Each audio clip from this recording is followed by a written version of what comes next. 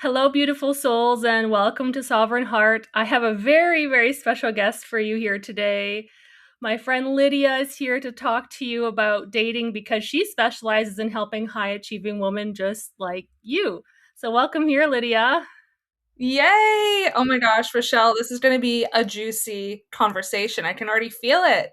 I was gonna get you to tell your whole story and blah blah blah, but I actually just want to kind of dive in because I think there's a lot of hot topics around dating these days. So I want to hear from you what it's like as a woman dating in 2026, and what have you observed, the trends, the changes, what are women looking for, and how are we feeling? Yeah, so this is coming at a really interesting time in the diaspora of society and culture. And as you ask that question, the first thing that's coming to my mind is a recent Vogue article that came out, which trended everywhere. It was like, is having a boyfriend embarrassing? And I remember reading it and seeing all of these TikTok videos come out of women sharing their stories about how validating that article was. And, I think in 2026, I think this has been the case actually for like most of the 20th century. Like when it comes down to the bare basics of how relationships have changed in culture, like, of course, women don't need men really financially anymore or to be Mhm. providers. That's not saying that they can't contribute in that way, but women have, smashed their careers and their businesses and the workplace. And so the way we look at dating in the heterosexual lens is not as much of like, oh, I need a man to fulfill this desire to provide for me so that I can like build a house and a family. Even having a family, technically nowadays, you don't need to have a partner either. If you wanted to have, bear children, there's other means that you can do it, both adoption and other processes. So it's just interesting to see the conversation go that way. And I think a lot of women are turning the conversation to be like, I love my life, I love my friends, I love my job, I love my business, and it feels now icky for me to want to be with a man or to date a man or to say that I'm interested in wanting a relationship. And there's so many ways that we can explore this kind of new trend. And I think it's really nuanced because I am completely in agreement of living your life how you want to live it. And if that's like you don't want a man for whatever reasons that you don't want it, I think that's completely fine, of course. But as I was reading the article, something struck me, Rochelle, and that was that they said that they've noticed a huge reason why it feels embarrassing is because of some modern day influencers who have all of this content and share about their life. And then as soon as they get a boyfriend or a relationship, it starts to feel diluted. And that had me pause because I was like, well, if that's the basis of, or one of the main points of the argument of having a boyfriend is embarrassing, and you're basing it off of, people whose part of their job is to be very visible in that way, and you're using maybe those examples, then I feel like that's very biased because I come from the place of, including you, I know so many amazing female, badass, powerhouse entrepreneurs who are in a relationship. And while they don't maybe openly share pieces of that partnership all the time, I don't feel like they've lost their sparkle for being in a relationship. And I think a part of the article was arguing that like women become less interesting when they get in a relationship. And I think I have a problem with that piece of it Yeah. more than like you deciding you want to live your life single and content. And I think for me, a big part of my story has been to reclaim my desires and reclaim like what I want in my own life and in love. And I feel like dating and love, while it's not everything, it's been such a playground and mosaic for me to discover who I am in relation to myself and connection to other people, both romantic and non. And so I just can't, for me, and actually, I'm on the flip side of like, I can't imagine my life without the engagement or pursuit of romantic connection because it's colored so many experiences and lessons for me in my healing and in my growth. And so I think that's my take of the conversation is like, I actually, believe that you can be your sparkly amazing, feminine, powerhouse, badass, and still desire and share that relationship without it, like, quote unquote, watering you down or making you feel less interesting.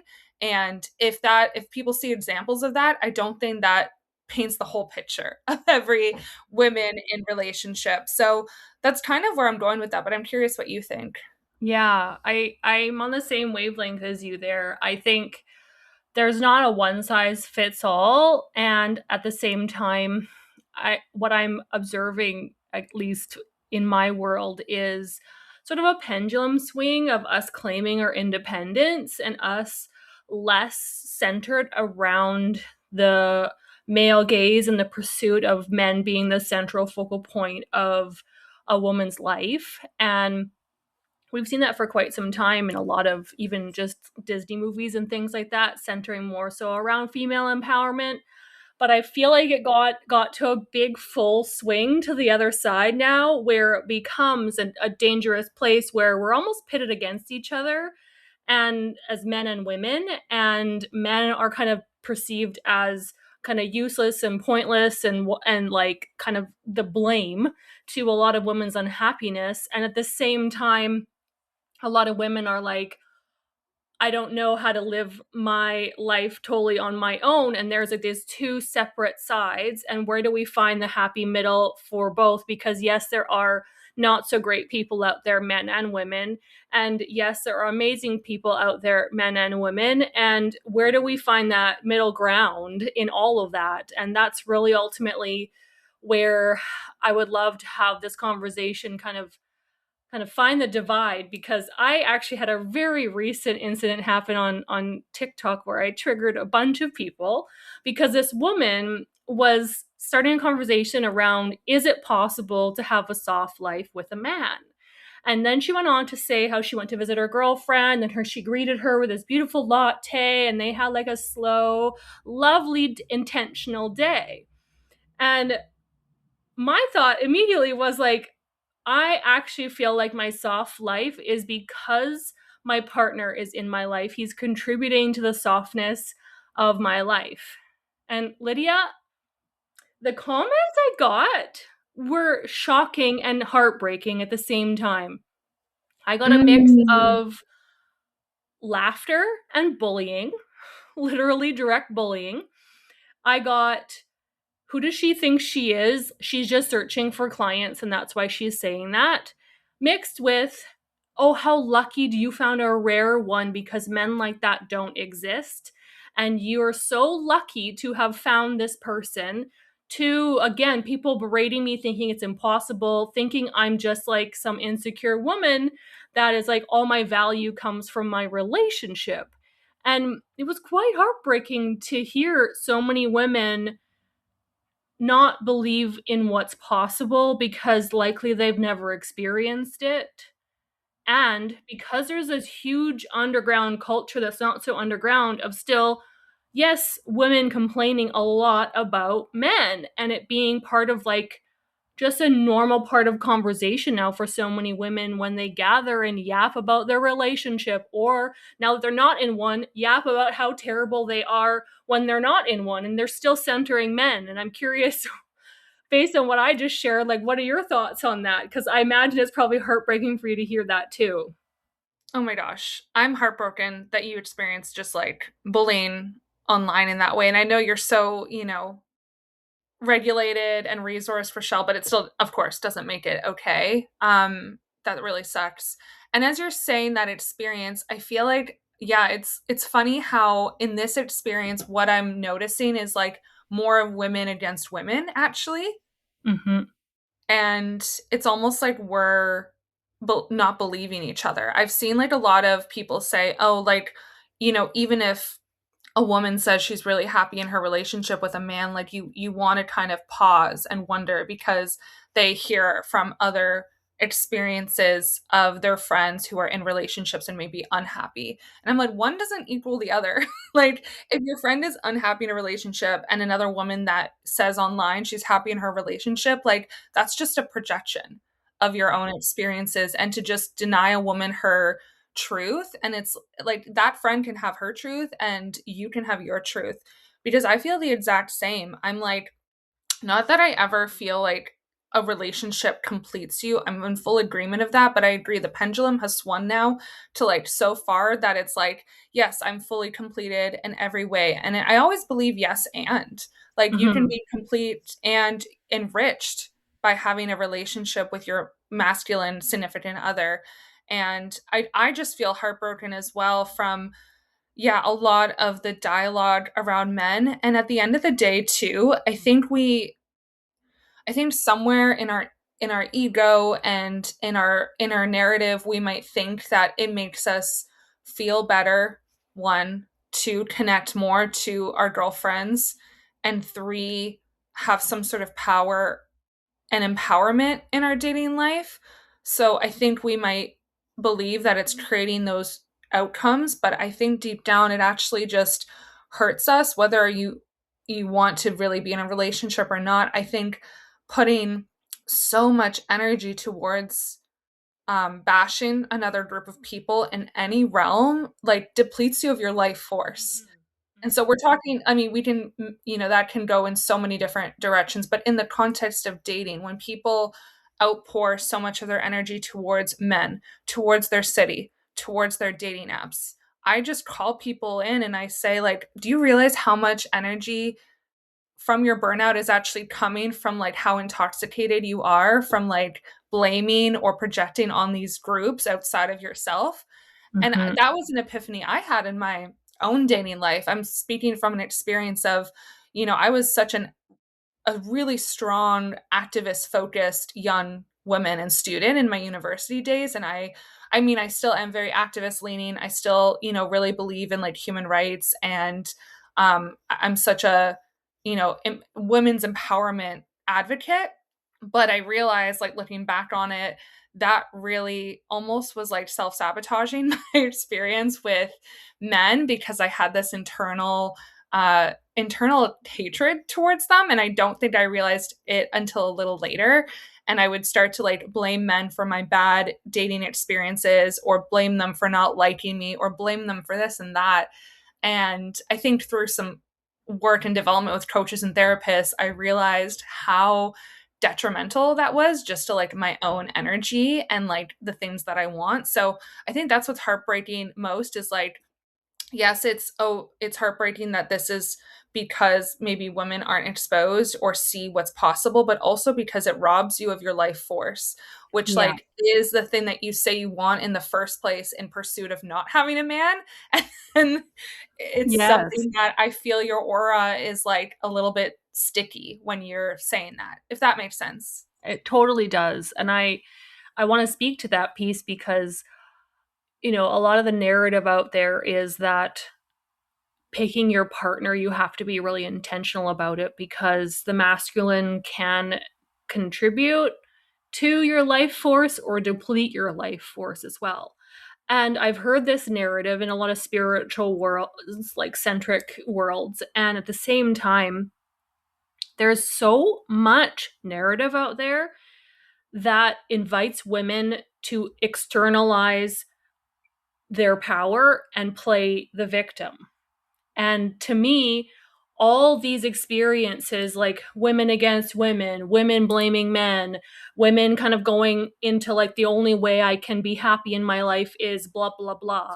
Whatever the narrative is there, it's externalizing and not really realizing our inner power and the impact that we can have in attraction and the impact that we can have on connection and the impact that we can have on any relationship, not just with a masculine, but any relationship.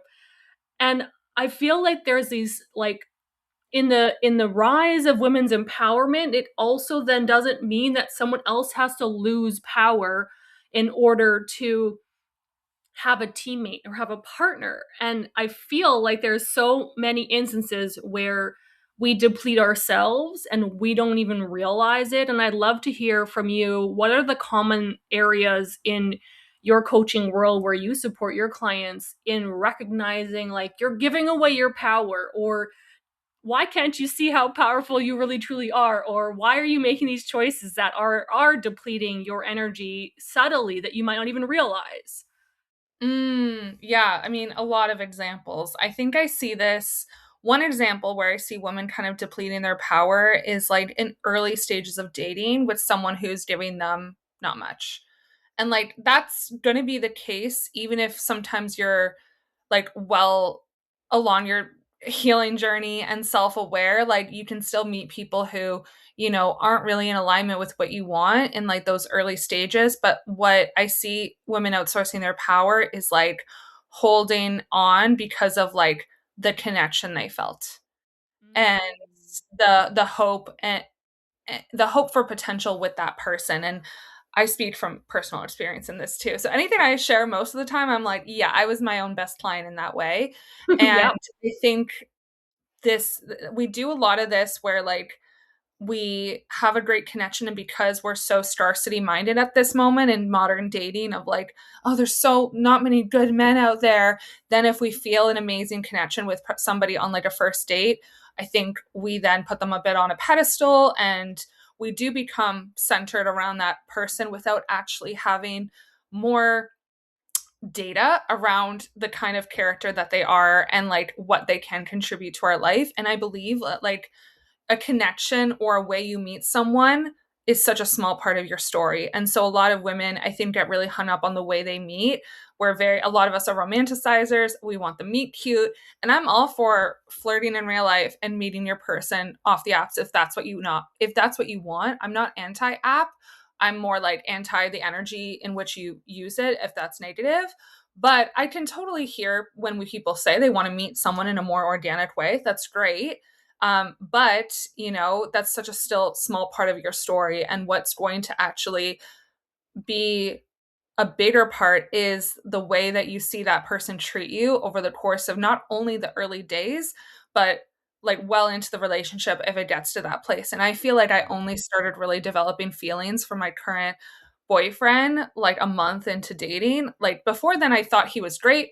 I was curious about him. I was felt an attraction, but I really noticed this shift in myself of like, yeah, I'm not wanting to like lust over him or the potential for like what this could be.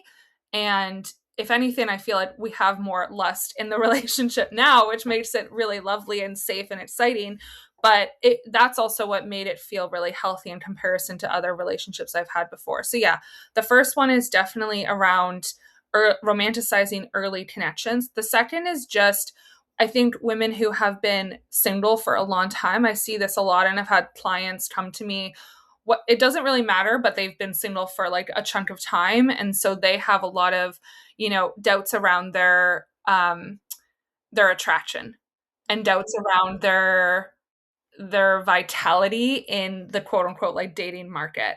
And those are moments where I'm like, oh my God, but don't you see how amazing you are? And don't you see like how incredible and beautiful and all of this? And even though I say that though, that's where coaching is so powerful, right? Because I take them through like understanding why they have that belief, where it comes from, and healing that belief. And it's so powerful, Rachele, to see women that I worked with come through to the other side and say, the work we did together made me realize like I was not giving myself my best chance in any area of my life. Like not just romance, but also in my friendships, in my career, in how I like look at myself. I help them, some of them look at themselves in the mirror for the first time and give themselves eye contact. And that makes me emotional just thinking about it, because I'm like, oh my gosh, like that's where you recognize your power. But I see so many women dimming it because they haven't felt that pursuit of romantic affection. But what's incredible is as soon as they like have that deeper affection towards themselves and heal that belief, they start to get more attention. Like it's just, and more suitors and more people who express that desire. And so I'd say those are two of the main areas that I feel like I get really juiced up to like help people reclaim their power. Yeah. Yeah. I think there's so much that comes up. Like relationships are so healing for our inner child, because I don't know about you, but I've observed in the clients that I support too is a lot of what gets recreated in your intimate partnerships is exactly the same wounds that you had growing up in childhood. And the lessons that we're meant to learn in our dating life are so interconnected, and this is how we can really heal so many of those key components of those core wounds if we have the courage to allow ourselves to do that with someone else. And that's really so important too, is recognizing that relationships do require you to be uncomfortable at times, and it's not always going to be that beautiful honeymoon meet cute phase, and also it's not always having to be hard all the time. Like again, that middle ground of finding a balance in there as well. But you said two things in there that I want my listeners to get clear on, because I think I see patterns of women get hung up on these 2 points of, you said he's not giving you very much in the early dating. So, what are the signs to look for when he's not giving too much? Because I think a lot of people talk about that, but they don't really realize like where those lines are, and can't always recognize the difference between intention, love bombing, and also breadcrumbing because there's all of that. And then you also said something of kind of like holding and gripping to the potential of how someone can be, and knowing when that person is worthy of your faith in them versus knowing when you're believing a story that you've created in your mind about what's possible, and that's not actually true. Okay, yeah. So let's go to the first piece, right? Like how to tell if Yeah. someone is really interested in you, because I think also we can get into our stories around like, oh, like if he wanted to, he would, and like he's like a man who's so into you will make it so obvious. But I say to women also, like sometimes in the beginning stages, like they're also figuring you out just as you are. And I think that's actually the healthy approach. I'd say like the biggest things that show if like someone is actually intentional is like consistent communication. That doesn't mean that they're texting you all day every day. In fact, I think that's actually like not a good sign. And that's where we get maybe more hung up in the romanticization of someone and like already projecting so much of our imagination onto them. I'm not saying this is like a catch all for every situation. Yeah. This is just in general what I've found, but they will regularly, like, if you're meeting, for example, on a dating app, like, you'll have some regular ongoing conversation, but they'll move to asking you out on a date quite quickly. And I Hmm. actually don't think that's love bombing if you meet on a dating app. I think the point is to get to the date. So like Yeah. my Yeah. best dates with men from dating apps happen when they asked me out within like a day of conversation. And so like notice the men who like drag on the conversations in dating apps, and like again, people complain about that a lot, and like if that ever happened to me, I just let that go.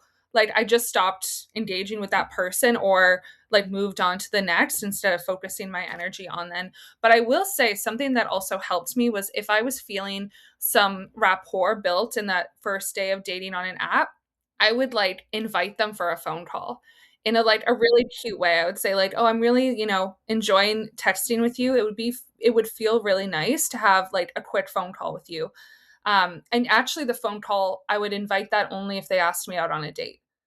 So that like I feel like that made me feel more comfortable going into the date, and actually made there to be better dating experiences with them, and better chemistry and rapport built. So I'll say like, yeah, so consistent communication. They ask you out on a date pretty quickly. And they follow through in terms of like planning the date and making a time. And they're not overly like painting you with all these compliments yet. I think like that's also where if you have been maybe more starved for romantic connection, you can like hear someone just give you a boatload of compliments and be like, "Oh my gosh, like this feels so nice." But I think like the men that have felt healthiest for me, like will give me in person comments, like if they find me beautiful or whatever. But they'll give me more comments on my character. So that's Yeah. something else. Like if somebody's just commenting on your looks all the time, like just to like, I don't know if you want a serious and healthy relationship, just to like kind of be discerning about that. You don't need to write them off right away, but notice if there's a pattern. And I found like men who commented on like my conversation, my listening, my passion for like what I do, that always felt more real and authentic and genuine. than somebody who just always said like, oh, like, I feel really attracted to you all the time. I'm like, that's not really the substance that I'm looking for. Um, Mhm. and yeah, if you start to feel like you have to chase someone down for like planning a date, then that's a really simple one to look Yeah. that that's not for you. Like if it comes to the day of the date, and I've been in this place, Rochelle, where I think this happened to me like almost 5 years ago now when I was like using Bumble. And I remember matching with this guy, and like it was the day of the date, and we had loosely talked about going on a date on like this Tuesday evening, and it's the day of, and I text him the morning and I'm like, oh, are we still meeting? If you ever have to do that, like it's probably not the person. Um, and and then I remember like approaching the night, still thinking in my mind that I was going to go on a date with this guy, get ready, did my makeup, sat on my couch, messaged him again, and I cried like that whole night because I Oh, realized like, why did I do that? Like we never actually confirmed anything, right? And I still had this like hope for a plan, but there was just like no follow through on that. So just know that like somebody will make a plan, initiate with you, and follow through and have yeah. consistent communication and comment on your personal qualities more than your looks. Yeah. Yeah. Those are great tips because I think if you think about the foundation you're building in your connection and your relationship, wouldn't you want someone who follows through? Wouldn't you want someone who sees you for you? Wouldn't you want someone whose words meet their actions? These are things that you can kind of get signs clear pretty quickly, even when it's online dating. So I love those tips. And I'd like to go to part two of that question because I know so many women, and I've been guilty of this many times, about knowing when you are meant to hold out for someone's potential. And that's a loving thing to do, is to stay and see them in this like highest positive regard, versus when you're gripping onto something that is never going to change, never going to grow, no matter how many times you've tried, they're just not like doing what it takes to be in a relationship with you. And I think Mm. as growth oriented women, it can be very easy to get wrapped up in that because I can say this for myself. I tend to believe the best in people first. And as many times as that has supported me throughout this world, it also leaves me sometimes lingering longer than I should have in past relationships because I believe people can change, but that doesn't mean that they're actually going to do what it takes to, meet me at the level of, not even level, but at the standard operating that I want in my partnerships. And I had a tendency in the past to stay way longer than I probably should have, but learned those lessons. And I would say, how do you discern who is really worthy of holding out hope for versus like you're in your own story of what's possible here? Oh, I love this question because as you're talking and putting that out there, also something that comes to my mind is a part of modern dating is we've kind of lost the art of just dating and getting to Mhm. know people. So there is a fine balance between literally just in those early stages, like getting curious. And that is a moment of potential. That is a moment where you don't have all the data yet. So there is going to be some like uncertainty. Like, I don't believe that for the most part, you're going to feel so certain, even when it is your person, because you're Yeah. still gathering information, feedback, still learning about them. Um, and that's both like how they treat you and what they do and what they say, and also how you feel over time. And I think the biggest dictator in like holding out hope for someone or not is just like getting connected between your brain and your heart. And so like the brain understanding like on a logical sense, like what are your non-negotiables, what are your nice to haves, what are your deal breakers, right? And like first getting clear of that on a brain level, and then in a heart level getting clear on how you want to feel. So for me, something that like really helped me with dating is like figuring out those core 5 feelings. I want to feel respected, I want to feel cherished, I want to feel passionate, playful, and appreciated. And number one, like making sure I feel that within myself first and prioritize that. Mhm. But noticing the actions as well from dates with men, like what came out, and like noticing, okay, after this date, I don't need to feel all five in one date, but did I notice that I felt appreciated? Did I notice that I felt cherished and appreciated? Usually would come out a little later, but like respect and passionate and playful, I kind of looked for those first. And so I think like it's really connecting your head and your heart together in those ways.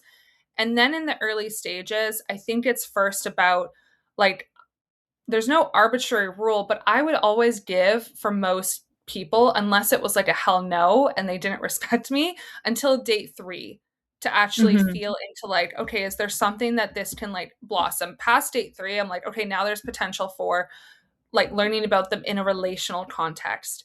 And what would then transpire after date three, like from anywhere from dates 4 to 10, before it became the moment of cutting it off, like, or one of us ending it, or in the case of me and my boyfriend deciding, okay, let's enter into a relationship, was usually a balance of, is there a moment where I learned about a non-negotiable that they have, or a moment where I felt something really off, not because of discomfort of the fact that, oh, they were pushing me to like feel into what's possible, but Mhm. because they made me feel maybe like I couldn't rely on them. So I'll give like actually an example of this. So in 2023, there was somebody I was seeing for about a month and a little bit. And I met him at a mutual friend's party, a Thanksgiving party. And he asked me out for coffee pretty soon after that. And then we started seeing each other. And I didn't quite yet know if this was like somebody for me, but I knew that I felt respected by him so far. I knew I felt like playful and appreciated. And it was building out quite gradually. And then I think about a month in, the conversation came up around the fact that one, I do partner dancing. So for any of the listeners who love partner dancing, I do salsa, bachata, kizomba. So I'm really engaged in like the dance scene in Vancouver. I do a lot of it. And I also solo travel. And I've been to 33 countries solo.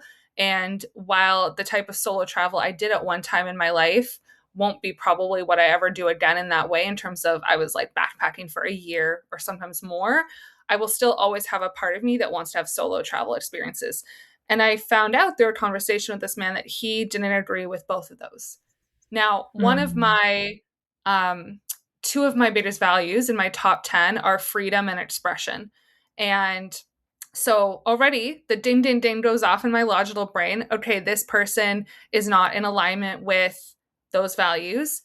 And then in the way that I felt internally, and when he said that he didn't agree with that, for a split second, my body felt this image of not being able to partner dance or solo travel in a relationship. And I felt so much sadness.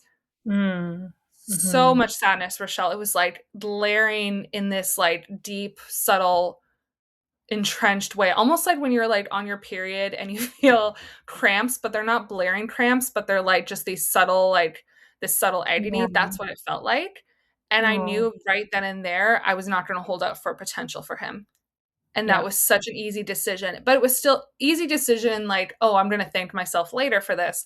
But I still liked the guy. And that's the hard thing, is like we hold out for potential because we still tell ourselves we liked them.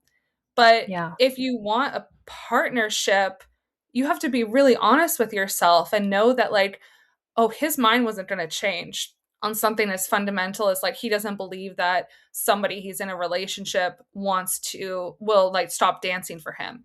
And he asked me to. He asked me to seriously consider that. And I said, I can't. Like, that's just not who I Yeah. am. And I'm like, I've really appreciated this time with you, but that just won't make sense for us. And I feel like we get along, yes, in all these other ways.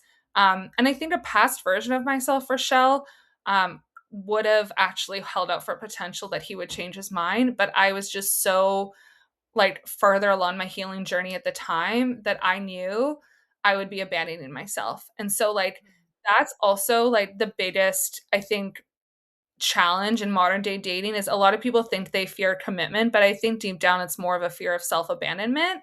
Yep. Um and once I came clear with like I won't abandon myself again for those non-negotiables and for the way I feel, then it was a no-brainer. Yeah. Yeah. I really want to nail that piece home of people are more afraid of self-abandonment than they are of commitment because I think that is so key. And I want to circle back to that. But ultimately, I want to say, like, kudos for you for doing the work that it took to get to the point of realizing that this person was going to make you a shell of yourself because you had some very clear things that were important to you and very clear values, and you realize you took the time to get to know each other to realize that our values aren't in alignment. And a lot of people breeze past those pieces because they don't want to have, like, oh, that conversation's too serious for early dating, or oh, that conversation feels very heavy, and oh, well, we have a spark and a chemistry. And I think there's an underlying fear of, if I find out that they're not a fit for me, then I have to let this thing go. And the reality is, most of my listeners are probably more so 30 plus, I'm assuming, at this point in time, because we're still building audience. So if you're dating 30 plus and looking for a partnership, you need to be having the difficult conversations early on, and the person that is also looking for a relationship will be able to have those conversations with you. And the person that just wants to play and fool around and not really connect in a deeper level, you'll know very quickly. Like, the signs will be there very quickly of that person, if their capacity to have more in-depth value-based conversations or not, because you'll get the squirminess from them, and then they'll probably either disappear, ghost, or avoid the question entirely. And then, and I recommend to clients too, of like, say the thing that's important to you early in dating, like first, second, third date, because then you're just like, Mhm. it's more like you're eliminating the potential to get caught up in something that there is no possibility for. And I think that that's so Mm, important in early dating. absolutely. Yeah, and it's funny because it's like one of those things where, like, that was an example of, like, I never really assumed that I would meet men because I never experienced that feeling of like, oh, he wouldn't agree with this. So it's not like I brought it up early days. I think he might have known I was a dancer because I would talk about going to dance classes, but it wasn't ever brought up like in Mm. this way where I said, oh, by the way, like I do this. Are you okay with that? It was like funny how it just came up, I think, because I was like, oh, I'm going to go to this like social dance. And he was like, oh, but like, you're not going to do that when you're in a relationship, right? And I was like, oh, like, you know what I mean? So it's like, it's Yeah. funny how sometimes that's why, like, the art of connecting and getting to know someone is like really important, and like observing that before you make a decision of like, is this the person for me? Um, Hmm. and yeah, that was like a huge realization. But what's really important, Rochelle, that I want to hammer home from that is I don't think he's a bad person. I don't think No. he means that all men suck.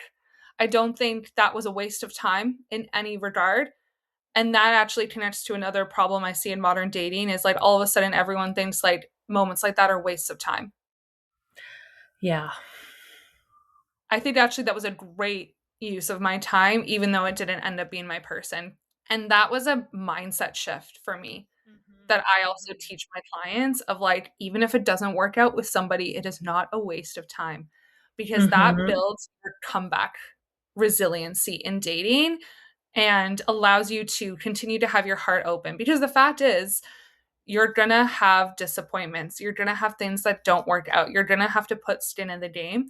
But I think that's the case for a lot of things that we want in life. Like if people are listening and they're business owners or entrepreneurs, like we that group of people knows better than anything that there's going to be things you put out into the world that don't like happen the way you want it to. But does that mean you're going to give up on like your dreams of your business? Like Yeah, to I think it's exactly. the same with relationships. And I think I just see a lot of like that burnout is also because we think those times are and experiences are wasted, but it just adds to my story. Hmm. It creates also like an opportunity for the lessons and awarenesses to come clearer and clearer and clearer. And it's sort of like, dating is a dance of refinement, of finding yourself and finding what you're looking for. And it's, if you're thinking about it like, I'm wasting my time, well, then start. I love a personal, like, start with the like 30-minute, 1 hour coffee date and chat quick, and get the vibe quick, and then you're not feeling like you're doing these epic 4-hour trauma dumps on people. Then you meet them the first time. Like, I remember I used to do that big time because in my line of work, I get told you're so easy to talk to. And so then I would have these really epic long dates where we would know everything about each other within the first date. And I kid you not, it almost always backfired within 3 to 6 dates because it was like too much, too fast, too soon. And it was this dance of there's no space for natural organic growth. And I think about how I build female friendships. Like, we're not telling our whole entire life story the first time we meet someone. I mean, sometimes if the context is appropriate for that, that can come up. But it's like you dabble in and you dip in your toe into some of the things that have happened in your life to make you who you are today. But you don't stay there in the story and tell them the whole entire thing. And for me and my story, because many have listened, it's a lot of things in my past. And I realized like there was a subliminal and subconscious part of me that was testing them to see if they could handle me on the first few dates if I shared all the stuff that I've been through, and to see how they would respond to it. And most of the time, the men felt, and again, not bad men, just they felt like they were being have put in a vulnerable place of not knowing how to support me in that. Hmm. They were feeling like, oh, well, their willingness to share with me actually increased, but then they would kind of have a bit of a shame recoil afterwards of like, whoa, I've never said that to anyone before. I used to get that all the time. And usually that was my ding, ding, ding. You're going to disappear very soon from my life because I made you say something that you were not ready to say out loud yet. And it kind of evoked this sort of like, he hasn't earned enough to know that much about me yet. There's not the investment there to know that much about me and my story yet. And it wasn't until I learned how to balance my own nervous system and understand sort of masculine and feminine energetics and play that I found a balance in learning how to like express a truth, not avoid a question, but still kind of dance and play in that flirtatious early phase rather than like, I'm going to tell you the thing that I wouldn't have told anyone before. Like, that's not that's not the ideal way to start dating. And yet I see so many people thinking that they do that because they've been a pen pal with someone for weeks, or I don't know, there's this weird thing of like you meet a stranger and suddenly you tell them your whole life story, but that doesn't usually bode well for the start of a relationship. It can, I'm not saying it never happens, but in my Mhm. experience, that tends to be that too much, too fast, too soon energy that burns out very quickly and usually ends up being a bit of a trauma bond, at least in my experience.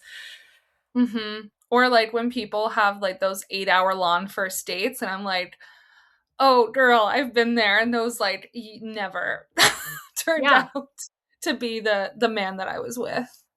No, and I think that's the hard thing too, is like that's that scarcity piece coming in again of like you're wanting to like maximize an experience because you're enjoying yourself. But there's something really exciting about wanting more and leaving that longing feeling of desire for more rather than like eating the whole pie on the very first time you meet someone. It's like leave space for there to be more questions to ask. Leave space for there Mhm. to be more desire to bond and connect. Like leave that energy there of like I don't know everything and I'm excited to learn more about this person rather than throwing it all on the table and seeing what lands. And I think like that might also come from what we're saying, like people who fear they're wasting their time. Like, oh, Yeah. let me find out all the information. And I'm like, then there's work that you need to do to feel safe in the Yes. unknown and the Yes. uncertainty. Like a Yes. lot of maybe some nervous system regulation or beliefs that you have, somatic work. There's self-soothing, like a lot that you can do to support yourself and like those experiences of like, oh, I want to know everything, but to your point, that does actually take away some of the fun and Mhm. flirtatiousness and juiciness of Yeah. dating and getting to know someone. Yeah, it's like if you were to go and buy a book and then read the last chapter, like that's no fun. Then it takes the excitement out of knowing where it's going to go. And I do agree with you. I think that there's a lot of like wanting to guarantee that someone's not going to hurt us, or guarantee they're not going to abandon us, or guarantee that they're going to want exactly the same thing as us. And it's okay if someone doesn't know what they want as far as like a future with you, because they don't know you yet. It's normal to not know when you first meet someone. It's what you want to look for is, are they considering partnership? Are they considering relationship? Are they considering the same path as you?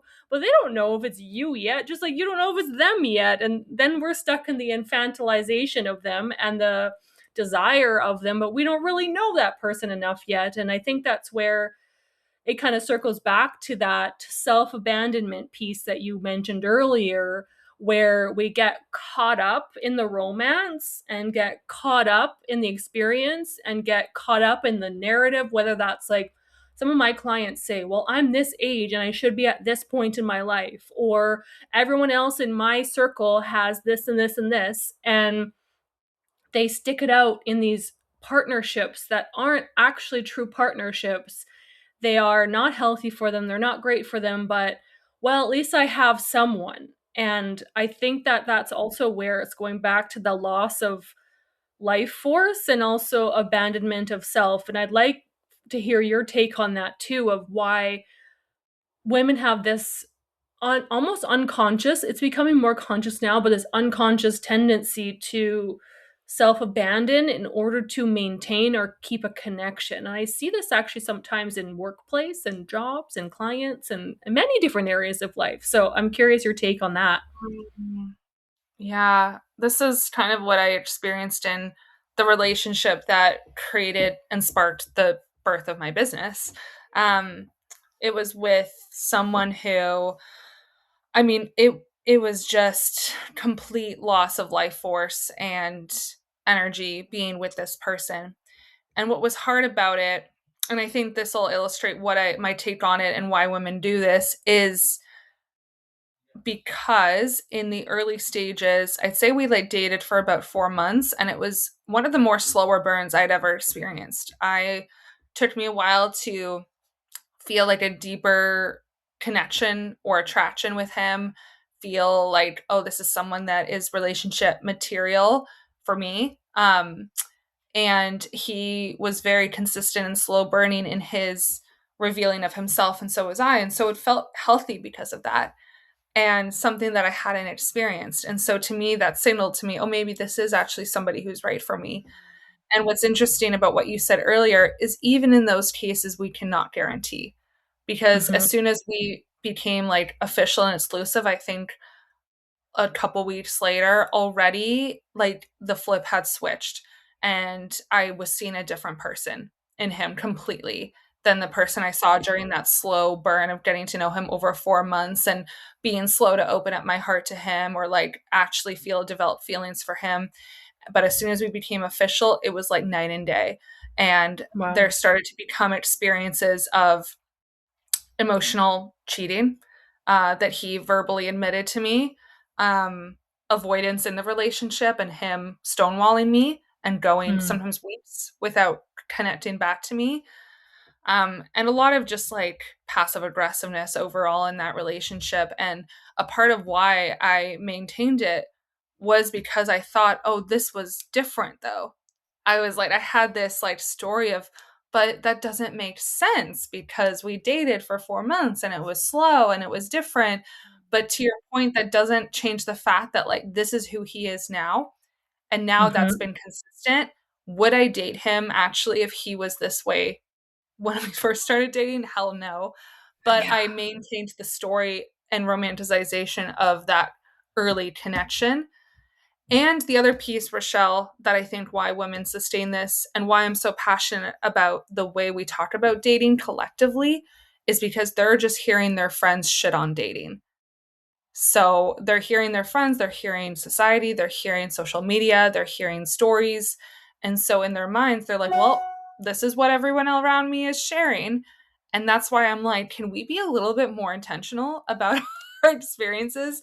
That's not to say, like, to stop you from being authentic and sharing, like, bad or experiences or disappointments, but it's become this like gab session of just like, well, dating's shit anyways, so like stay in that relationship, or like you're lucky you're in it, right? And so we're just fed all these narratives, and Mhm. that's why I think a lot of people sustain, because the scarcity that we believe is often created by our closest relationships around us and by what we're hearing. So that was a bit of my reasoning too. I was like really scared to re-enter dating again because everyone around me was like, well, it's so bad. Like, you're so lucky you're in a relationship. Meanwhile, what's funny is like when I broke it off with him and healed and then entered into dating again, I was like, it's not that bad. Like, Yeah. it's just humans being humans. Like, there's going to be moments of heartbreak and disappointment, but also I did so much work on myself to like have a new belief system and mindset. But I was like, it's one of those things too, where like the anticipation something feels a lot more anxiety ridden than the actual thing. And Mhm. so I think like that is also why we sustain relationships that aren't good for us, is because the anticipation of breaking it off with someone feels like it's this big deal. But actually, like once it happened, I felt the biggest exhale like of my life. And I was like, yes, I was like heartbroken, but I was so happy, so happy. So and there was so much better for me on the other side, including the relationship I'm in now. Yeah. I'm curious if you could briefly share some of the things you did to get from the woman that abandoned herself to stay to the woman who attracted a healthy relationship. What were some of your key things that you worked on to recognize the signs, but also to take care of yourself leading into what was coming for you? Mm. Yeah, good question. I think the first step was becoming more intimate with my wounds and my fears and my real subconscious beliefs through working with like a coach and a therapist, like just getting more intimate with like, oh, you know, I have a fear that like I'm too much. I have a fear that somebody won't want to experience me in all of my layers. I have a fear that someone will abandon me. And so I abandon myself almost like first. And Yeah. so I just had to get like really intimate and not afraid to look at that.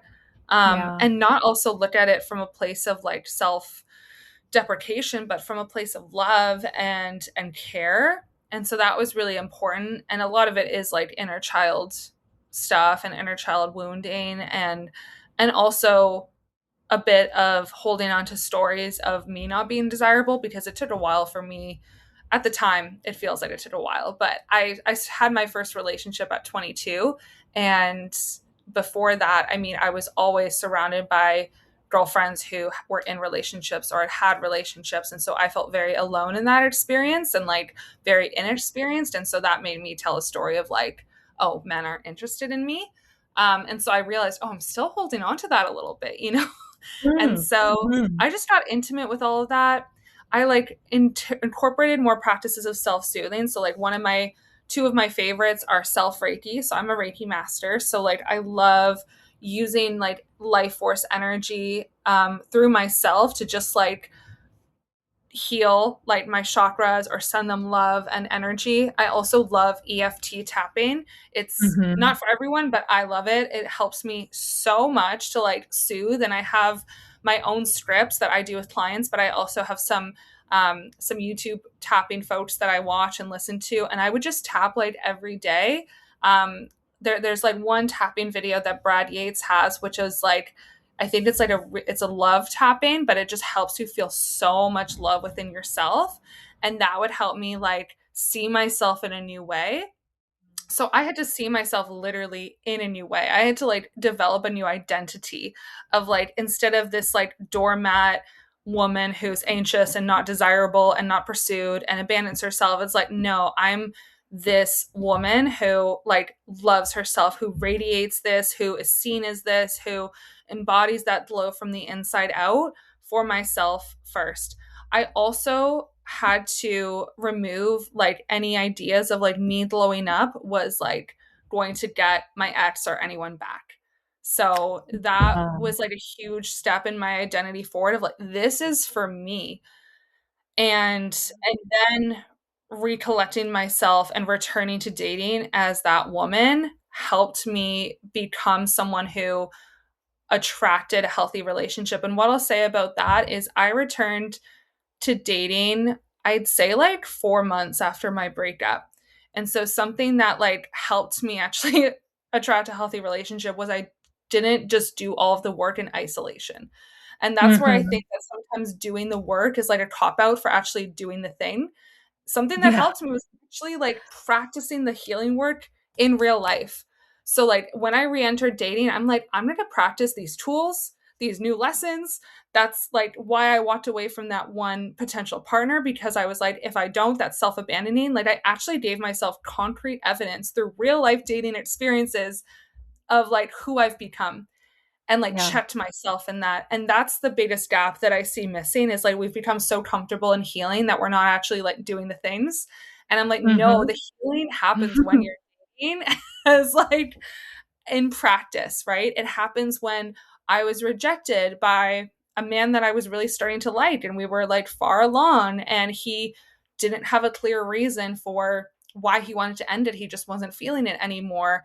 And the fact that I felt actually like I was like sad, but I was okay with that. I was like, oh wow, this is this is an example of how I've reclaimed my power, because I'm not telling myself that story of like I'm undesirable or I'm that Yeah. girl that men don't want to be with. And so it's literally in those micro moments, like using that as a belief shifting switch Mhm. and Mhm. calling yourself forward. So I'd say like that's the biggest reason, is because I dated sooner than I thought I was ready. And it's not to say that people should like date with all their wounds like right away, but I think what I mentioned first is I really got clear and like intimate with my wounds first. And I was Yeah. like, okay, there's never going to be a moment that I'm 100% ready. That's false. I'm just going Yeah. to now go for it. I love that. It's so true. I think that finding when you're going to push the healing edge to recognize that healing happens with other people, particularly healing relationship wounds. Like, it's a great concept to read all the books and take all the courses and watch all the videos and self talk your way into feeling amazing about yourself, and then choosing when you're deciding to be ready. But the reality is, ready is not a feeling. And if you have a desire for a partnership, the biggest growth you can do is in relationship, and knowing how to be confident in those early dating days is something that you are so good at teaching women how to do, because then it feels safer to go out there and date. Because I think there's still a little bit of like fear of getting stuck, caught up, losing ourselves, and repeating the same pattern, like rinse and repeat over and over and over again. And it's normal. I just want to acknowledge, like, if you're scared to put yourself out there because you felt like you lost yourself, like, of course, there's a part of you that's like, I need to reclaim who I am so that I know who I am when I go out there. And I do agree. Yes, you need to reclaim parts of yourself to go out there. And it's also okay if you want to put yourself out there and figure it out as you go too. There is no one set path for Mm. one set way of doing it, quote unquote, right. It's what feels best for you, your nervous system, and where you're at. And you have a lot of nervous system regulation tools that really helped you feel prepared to put yourself out there. And I do think there's something really powerful about like the exposure therapy of dating, in a sense, where you're just like, I'm dating to date, not necessarily dating with an expectation. I think that can be super healthy, especially if anyone listening is a chronic relationship person. It can be really healthy to just decide to play in it and like decide Mhm. to make it a fun and enjoyable experience without the pressure of having to have a specific outcome. And often that energy leads to the outcome you've desired, anyways, because it's a lot less pressure and heaviness, and like you're clinging to an outcome again, like we said earlier, and you're just present and enjoying the experience as it's happening organically.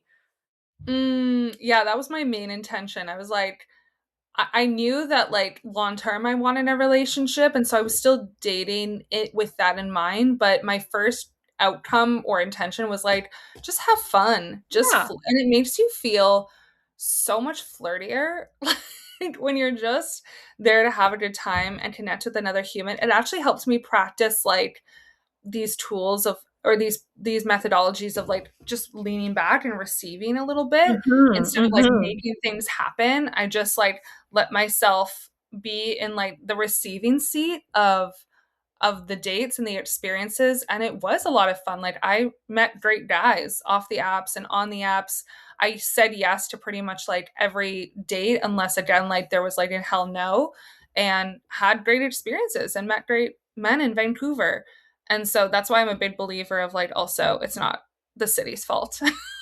No, we can blame so many things outside of ourselves, but I think a core message that I want women to take away from this conversation too is your power comes when you take responsibility for your choices and recognize the impact that your energy, your presence, and your feminine frequency has on the world around you. And if you keep seeing the same thing happen over and over and over again, what's the common denominator? Who is the common denominator? And not from a place of now self blame, but from a place of self responsibility and then deciding to choose something different for your life. And that kind of leads me into one of the things that you want to share with my audience that you're promoting because again you're doing something that's group related that's going to help women feel ready, prepared to enjoy their life, to flirt with their life, but also sounds like to maybe prepare for dating when they're ready in their own divine timing. So I'd love to hear more about the Single Season Society.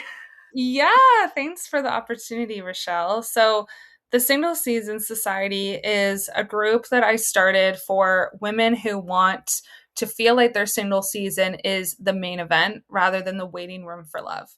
And Love that's that. really a moment of like an identity shift too, of like treating your single season like like a season, and knowing that if you want love, because I still stand by the fact that you can be happily single and desire partnership at the same time, and they're not competing things, but that they can exist together.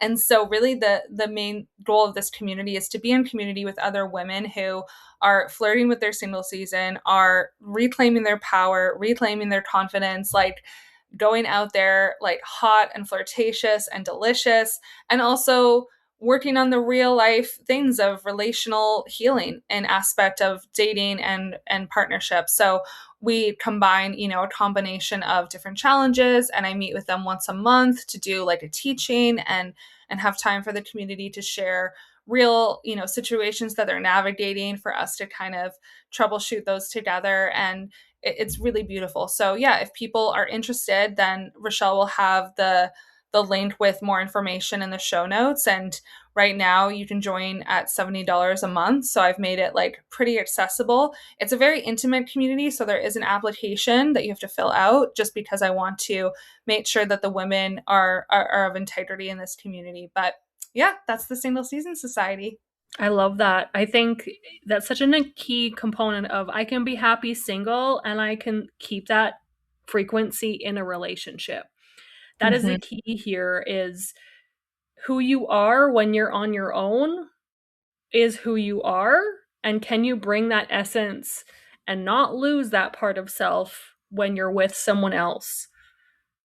Can we maintain congruency between who we are as an authentic person? Like, I don't know about you, but I remember in early dating, I would definitely little bit mask or play the role that I thought I was supposed to be to meet someone to maintain that connection. So to me too, what I'm hearing in all of this is enjoy your life, be present with your life, flirt with your life. Everything is juicy and full of fun.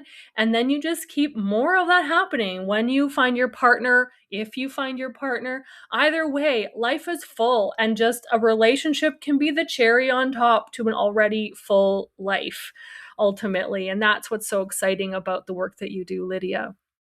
Oh my gosh. Thank you so much, Rochelle. Yeah, and I was so happy to have you on my podcast, Flirting with Life. And Mhm. really like we talked a lot about connecting to your body and your intuition to to lead in a way that feels good for you. And that's kind of, we touched on that more in a dating context this time, but I think like what I want to really leave the listeners with is just to recognize like how big and beautiful your heart is, and that that's like the most powerful part of you, and to never let any heartbreak, disappointment, or burnout be more powerful than the power of your own heart.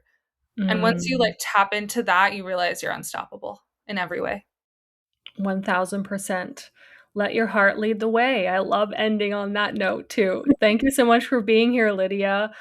Got so many good nuggets here. I'm sure everyone was taking notes. And thank you again for taking your time to be here. I enjoy this conversation so much. And I'm sure that there's more that we could deep dive into in the future as well. But ultimately, I'm grateful for you and the work that you do, and also just how you empower women to feel really confident in who they are as themselves as they decide to put themselves back out there again. So follow your heart, believe in your heart, trust your sovereign heart. I didn't even mean to do that, but that was the cheesy ending that we're going to have to this episode. Amazing. Thank Thank you you. again.